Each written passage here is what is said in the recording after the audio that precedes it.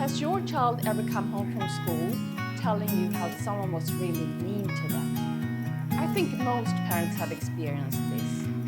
And when our children tell us about how someone has been unkind, it can be very difficult for us to hear about, whether it's for real or just from our children's perception.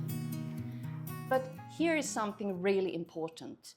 Don't jump into conclusion about what happened straight away. When a child comes home sharing a story, it is common that it's one-sided or incomplete. That does not mean that they're being dishonest. It just means that they don't have the full picture. So before reacting, it's very important to reach out to adults who might have more information, such as teachers or other school staff, because they see children's social dynamics every single day and they can add valuable information to the context. Staying calm and gathering all sides of the story ensures a fair understanding. And it shows children how to manage conflict in a more thoughtful and responsible manner. Is it mutual teasing, or is it perhaps something more serious, such as bullying?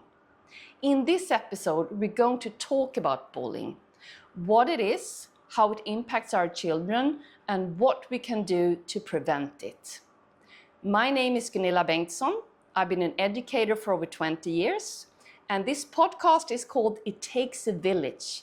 And this is where families and educators come together to raise happy, resilient, and thriving children. Let's look at what bullying actually is. Bullying is often described as repeated and intentional harm inflicted by one person or a group of people on another.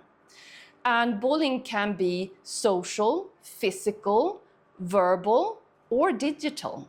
It's important to recognize that bullying is different from teasing or an ordinary disagreement. Children often tease each other in playful situations or have arguments, and that is normal. But bullying is repeated, and it's intended to harm someone, to control, or to humiliate another person. Let me give you an example. If a child calls another child by silly names in a playful situation, that is probably teasing.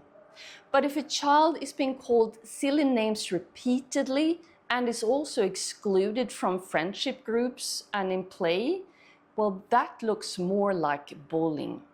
Bullying is serious, and we must treat it seriously. In fact, bullying can have lasting psychological and emotional impacts, such as anxiety, low self-esteem, or perhaps social withdrawal. Recognizing and addressing bullying early and intervening is one of the best ways for us to protect our children's well-being, not just for now, but also into the future. In many countries, bullying is actually considered a criminal act, especially if it involves things like assault, threats, harassment, or cyberbullying. And there are laws put into place to protect people from bullying, but also to hold bullies accountable. Identifying and reporting bullying is one of the most important steps we can take to stop it. Too often, I've heard parents and children saying to me that they have not spoken up because they fear retaliation or that things may become even worse. And while this is understandable, staying silent actually allows bullying to continue. And that can make a child feel very powerless.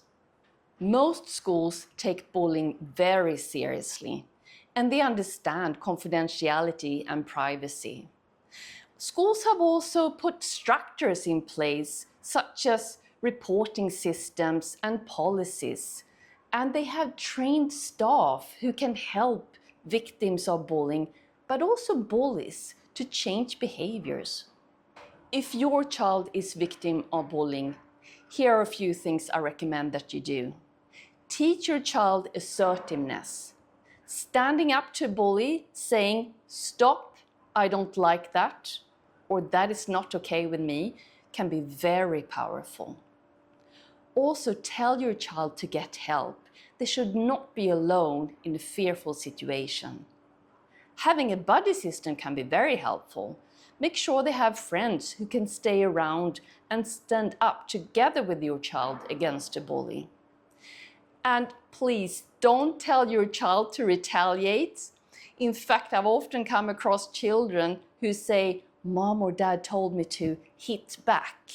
And that actually tends to escalate the problem rather than helping. A good way to teach your child these strategies is to role play. Perhaps you can take on the role of the bully at home in a safe environment, and then your child can practice being assertive.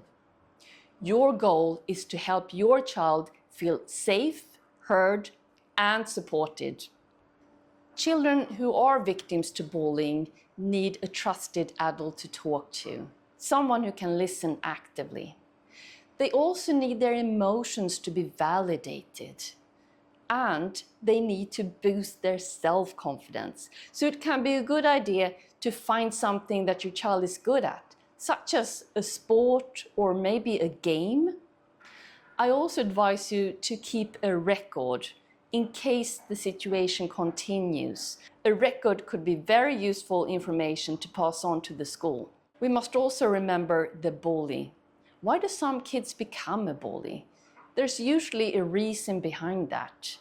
It could be situations at home, low self-esteem, maybe peer pressure, or difficulties controlling one's emotion. And counselors can be very helpful.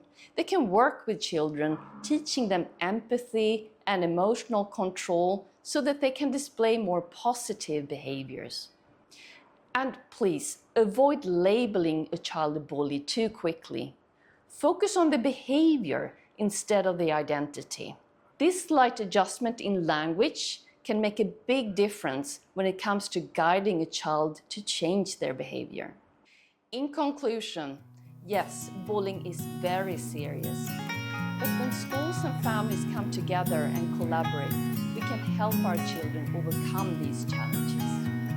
And remember, it's about empathy, safety, and empowerment, both for the victim and the bullies. Thank you for staying with me throughout this episode. Take care of your children and take good care of yourselves. Bye for now.